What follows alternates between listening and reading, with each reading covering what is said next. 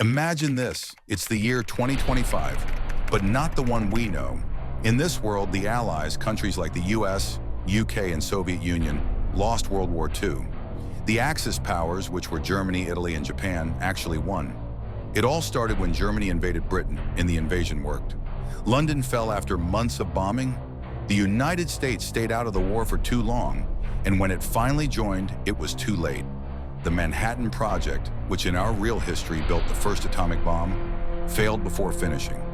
Without that weapon, Germany had time to dominate Europe.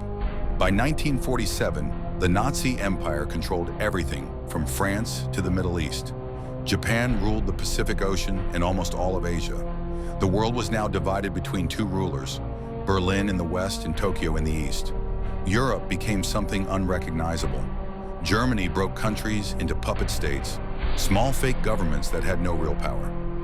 France became something called Gallia, a name used by ancient Romans, but it was just a German colony now.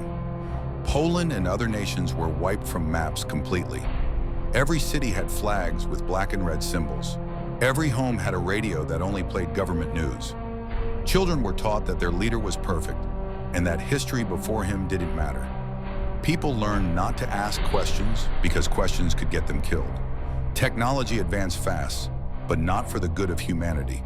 Scientists worked on rockets, new weapons, and even genetic experiments, not to cure people, but to control them. Hospitals became testing grounds. Space travel began, but not to explore, to conquer. The goal wasn't knowledge, it was power. Art and music also changed. Jazz, modern art, and rock, all banned. Only patriotic songs were allowed. The world looked modern on the outside, but dead inside. Meanwhile, in secret, small resistance groups formed across Europe. They met in basements, whispering in banned languages, passing hidden books that told the real story of the world. They used smuggled radios to talk to people across borders. Some even sent messages to America, begging for help. And yes, America was still free, but afraid. It built huge walls along its coasts and mountains. Its government, led by President Truman, started Operation Phoenix, a top-secret plan to fund rebels in Europe and to secretly build nuclear weapons in hidden labs under the Rocky Mountains. By the 1950s, cracks began to appear in the so-called New World Order. Japan and Germany, once allies, started to mistrust each other. They both wanted full control of the planet. What began as a friendship turned into a silent Cold War, a war of spies, secrets, and fear. They fought proxy wars in Africa and South America. No one was safe. The skies were filled with jet bombers. Space was filled with weapons. The world stood one wrong decision away from complete destruction. But empires built on fear never last. By the 1970s, the truth started to leak out. Hidden scientists and rebels smuggled photos of old concentration camps, the mass prisons that the regime had hidden for decades. The images shocked the world. People finally saw what had been buried, the horror behind the empire's lies. In Paris, Berlin, and Prague, citizens began to rebel.